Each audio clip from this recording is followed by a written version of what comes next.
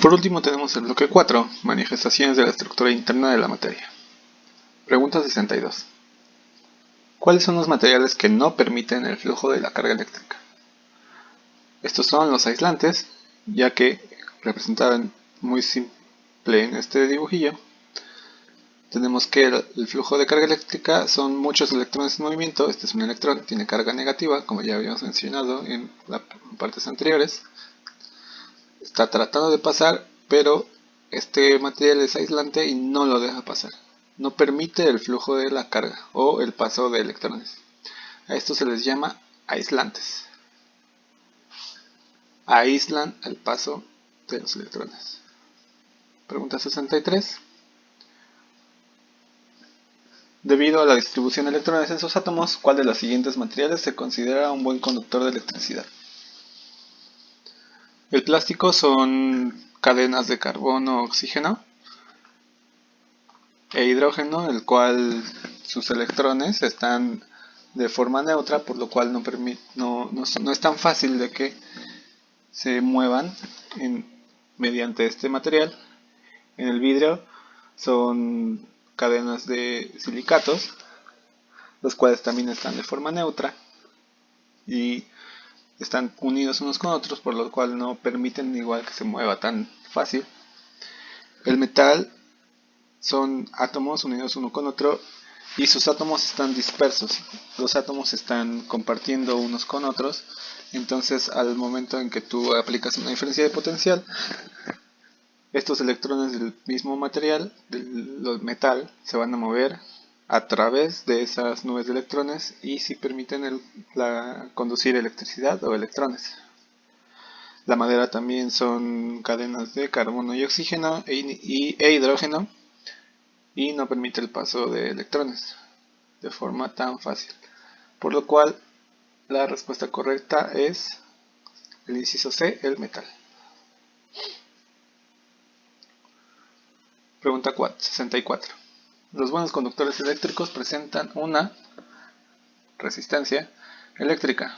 Los buenos conductores, como su nombre lo dice, resistencia eléctrica, se resiste, aquí está, al paso de la corriente. El voltaje simplemente es la fuerza que empuja esta corriente. Entonces, si son buenos conductores, significa que la corriente va a pasar, entonces la resistencia va a ser baja. Mientras que los malos conductores presentan si son malos conductores, entonces esta corriente le va a costar más trabajo y la resistencia va a ser mayor o alta. Por lo tanto, la respuesta correcta es el inciso C, baja alta. Baja para los buenos conductores, baja resistencia para los buenos conductores y alta resistencia para los malos conductores. Pregunta 65. ¿Cuál es la diferencia de potencial que existe en los extremos de un conductor que ofrece 50 ohms? A este símbolo se le va a llamar aquí ohms. Este conductor tiene 50 ohms de resistencia si se le hace circular 2.2 amperes de corriente eléctrica. Los datos que vamos a manejar son los volts, la resistencia y la corriente. Los volts o diferencia de potencial, también llamada, es lo que queremos buscar. La resistencia son 50 ohms, la corriente son 2.2 amperes. Utilizamos la ley de Ohm, que dice que la diferencia de potencial o el voltaje es igual a la resistencia por la corriente. Una memotecnia para aprenderse esta fórmula es Victoria, reina de Inglaterra. Voltaje igual a resistencia por corriente. Sustituimos los datos. Resistencia son 50 ohms, corriente 2.2 amperes. 50 por 2.2, 110 ohm por ampere es igual a volt. Inciso D, 110 volts. Pregunta 66. Determina la resistencia que presenta una licuadora por la que circulan 6 amperes de corriente eléctrica, si su diferencia de potencial o voltaje es de 84 volts.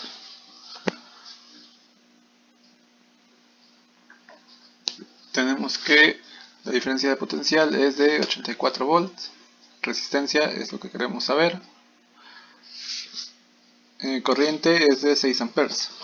Tenemos que Victoria reina de Inglaterra o voltaje igual a resistencia por corriente. Entonces lo que queremos saber es la resistencia. La corriente la pasamos dividiendo porque está multiplicando y me queda resistencia igual a diferencia de potencial sobre corriente. Sustituimos 84 volts sobre 6 amperes. Esto es igual a 14 ohms. Inciso B.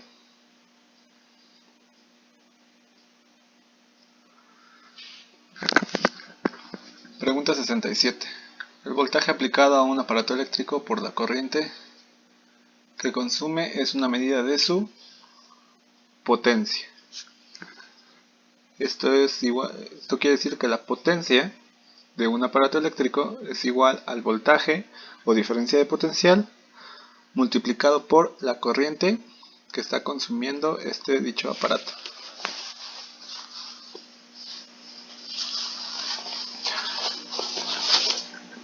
Pregunta 68. Encuentra la potencia eléctrica que desarrolla un horno de microondas que presenta 5 ohms de resistencia y en el cual hay una diferencia de potencial de 100 volts. Tenemos los datos. Lo que queremos buscar es la potencia eléctrica, representada con una P, para un horno que presenta una resistencia de 5 ohms y tiene una diferencia de potencial de 100 volts. Para saber la potencia habíamos dicho que vamos a necesitar la corriente, entonces vamos a buscar tanto la corriente como la potencia. Primero hay que buscar la corriente para determinar la potencia. Eso lo sacamos de la ley de Ohm, Victoria reina de Inglaterra. Entonces lo que queremos buscar es la corriente.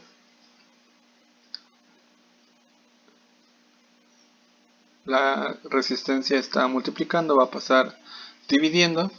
La corriente es igual al voltaje sobre la resistencia. Y esto es igual a 100 volts sobre 5 ohm igual a 20 amperes. Y tenemos que la potencia es la corriente por el voltaje o la diferencia de potencial. Esto es igual a 20 amperes por 100 volts igual a 20.000 watts. Inciso D.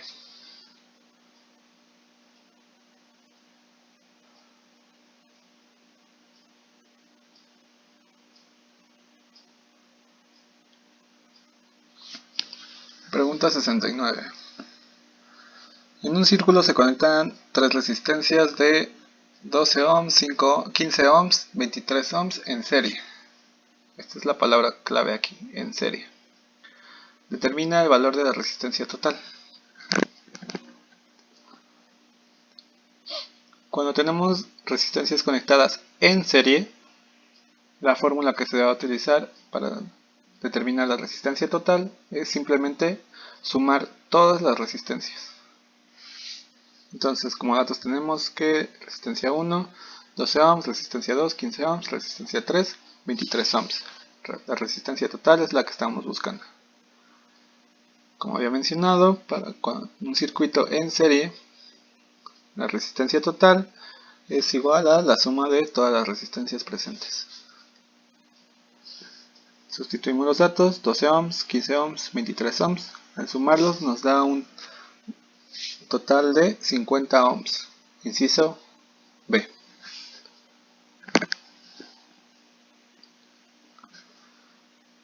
Pregunta 70. Observa el siguiente arreglo. El arreglo que tenemos aquí, como vemos, tenemos dos líneas que están paralelas. Además de que esta resistencia con esta resistencia están paralelas, esta con esta paralelas, cada una de ellas están paralelas. Al circuito que se observa aquí se le llama circuito en paralelo. Cuando tenemos un circuito en paralelo, la fórmula que se utiliza es esta, la siguiente. 1 sobre la resistencia total es igual a 1 sobre R1, 1 sobre R2, 1 sobre R3 y 1 sobre R4. Entonces los datos que tenemos es la resistencia total, es lo que estamos buscando. Resistencia 1 es de 2 ohms, resistencia 2 de 3 ohms, resistencia 3 de 4 ohms y resistencia 4 de 6 ohms. Sustituimos esos valores en la fórmula. Hacemos la suma de fracciones de un medio más un tercio más un cuarto más un sexto, sacando el mínimo como un múltiplo de 2, 3, 4 y 6, que es igual a 12. 12 entre 2 por 1, 6. 12 entre 3 por 1, 4. 12 entre 4 por 1, 3. 12 entre 6, 2 por 1, 2. 6 más 4 más 3 más 2, 15 doceavos. Lo que tenemos aquí es el inverso de la resistencia total. Para poder saber el valor de la resistencia total, simplemente tenemos que voltear esta fracción y voltear esta fracción. Tenemos que la resistencia total es de 12 quinceavos. Al dividir 12 entre 15 nos da un valor de 0.8 ohms. La respuesta correcta es el inciso A, 0.8 ohms. Pregunta 71. Indica en cuáles de las siguientes opciones se genera un campo magnético. 1. Impidiendo el paso de la corriente eléctrica sobre un cable de cobre. 2. Haciendo pasar una corriente eléctrica a través de un conductor. 3. Enrollando un alambre sobre un clavo y haciendo pasar una corriente eléctrica a través de este. 4. Colocando una carga puntual en reposo. Sabemos que el paso de una corriente o el movimiento de electrones genera un campo eléctrico en esta dirección, pero a la vez un campo magnético perpendicular a la dirección en la que se mueve la corriente.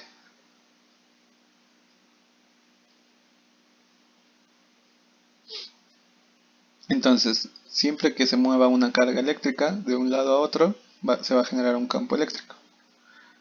Por lo tanto, el número 2, haciendo pasar una corriente eléctrica a través de un conductor, es cierta. Si se impide el paso de la corriente, eso no va a provocar un campo magnético. Si se enrolla un alambre sobre un clavo y se hace pasar una corriente eléctrica a través, también va a generar un campo magnético, ya que se está moviendo, hay movimiento de electrones y generan campos magnéticos.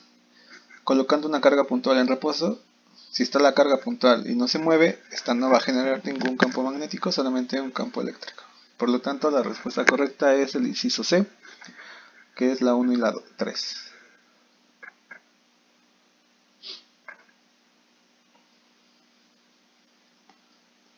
Pregunta 72.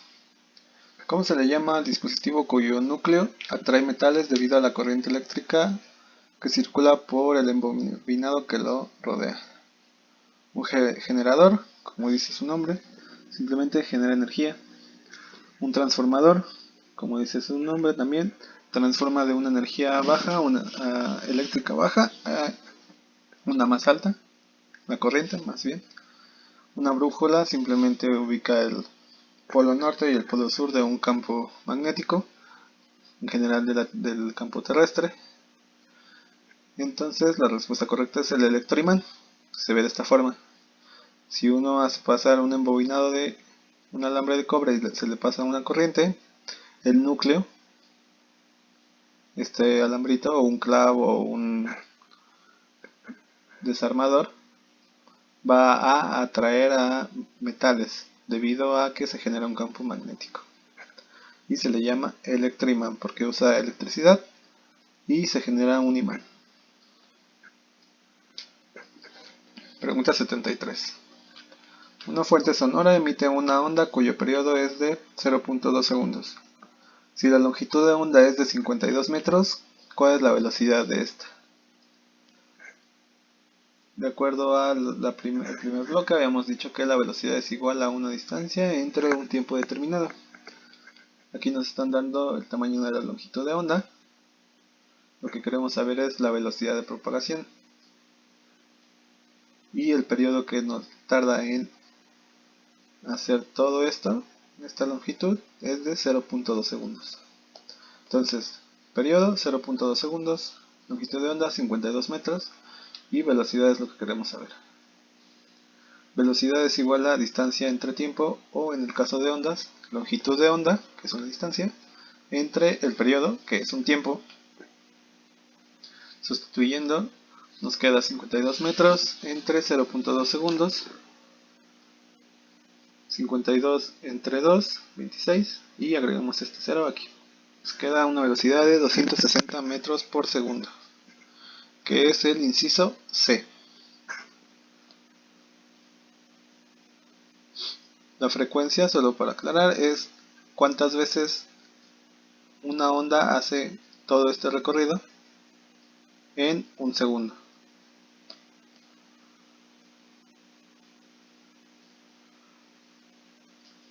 Una onda cuya frecuencia es de 3.2 Hz viaja a una velocidad de 80 metros sobre segundo. ¿Cuál es su longitud? Dijimos que la frecuencia son 3.2 Hz, o la onda hace su ciclo completo 3.2 veces cada segundo, 1 sobre segundo. Y la velocidad a la que va la onda es de 80 metros sobre segundo.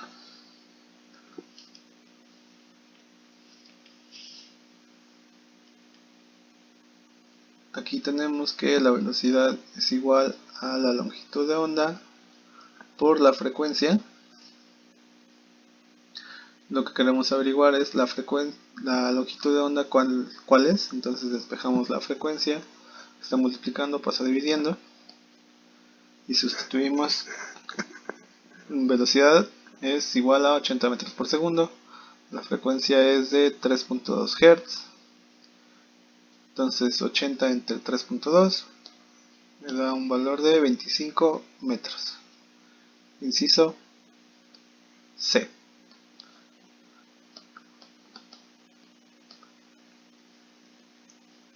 Pregunta 25. ¿Cómo se le llaman a las ondas que son empleadas en la televisión satelital, militar y comunicación por teléfono móvil? Inciso A, mecánicas. Estas se producen simplemente cuando uno golpea o hace vibrar algún objeto como una cuerda, y eso se les llama ondas mecánicas. Las ondas longitudinales son cuando una partícula viaja en la misma dirección que la onda. Las transversales es cuando una partícula viaja de forma perpendicular a la onda. Y las electromagnéticas se producen debido a el movimiento de electrones, o gracias a la electricidad se genera un campo magnético en el cual las ondas pueden viajar, y las utilizan las antenas de radio, los radios, las pantallas, los microondas, los satélites, hasta los rayos X o rayos gamma. Lo genera un campo eléctrico y se genera un campo magnético. Juntos le llaman un campo electromagnético.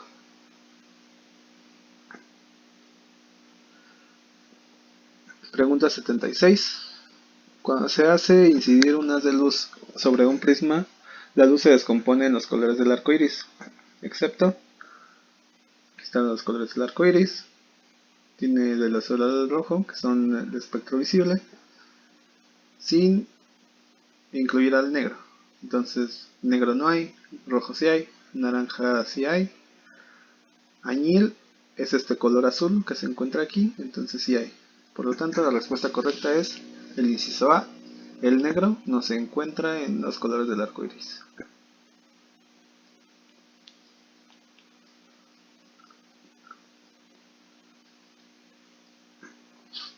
Pregunta 77. La de la luz es el fenómeno que se presenta cuando un rayo luminoso experimenta un cambio de dirección y sentido al momento de atravesar oblicuamente la superficie entre dos medios de naturaleza diferente.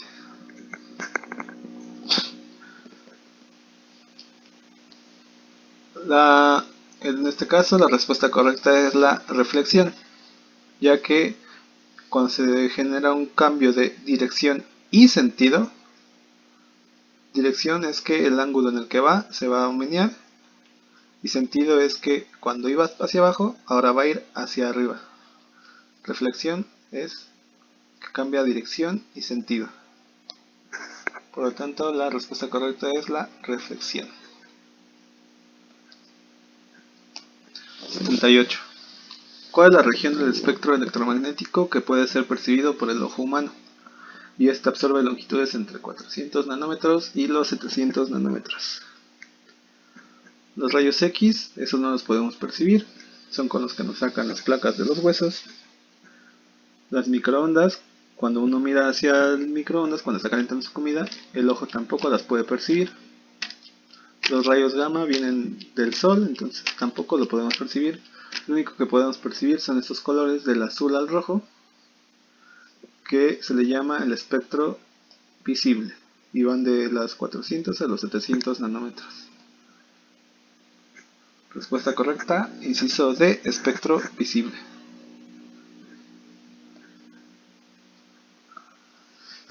Pregunta 79. La refracción de la luz se presenta cuando un haz luminoso experimenta un cambio de dirección, solamente dirección, al atravesar en sentido oblicuo la superficie entre dos medios de naturaleza diferente. ¿Cuáles son las características que cambian en dicho haz luminoso? En cuanto el haz entra al otro medio, con características diferentes, lo único que cambia es la frecuencia, como es un haz luminoso, va a seguir siendo la misma. La velocidad, al ser un medio con partículas que lo van a estar, no van a dejar que pase tan sencillo, la velocidad de propagación va a cambiar. El ángulo incidente respecto al ángulo de refracción también va a cambiar, y el periodo no cambia, ya que la onda de luz va a seguir igual. Por lo tanto, la respuesta correcta es el inciso C, que es el 1 y el 2. Solo cambia la velocidad de propagación y el ángulo, como se observa en esta figura. Lo único que cambia es este ángulo, disminuyo por acá un poco, y va así, y bajo para acá. Pregunta 80 finalmente. Es el fenómeno óptico que se presenta cuando un rayo luminoso experimenta un cambio de dirección al atravesar oblicuamente la superficie entre dos medios de naturaleza diferente. Dijimos que si solo cambia la dirección, es el efecto de la refracción. Si cambia dirección y sentido, y va hacia abajo, terminó yendo hacia arriba, y cambia el ángulo, es reflexión. Es la diferencia entre reflexión y refracción. Y así acabamos el cuadernillo de preguntas de la parte de física para Comipems.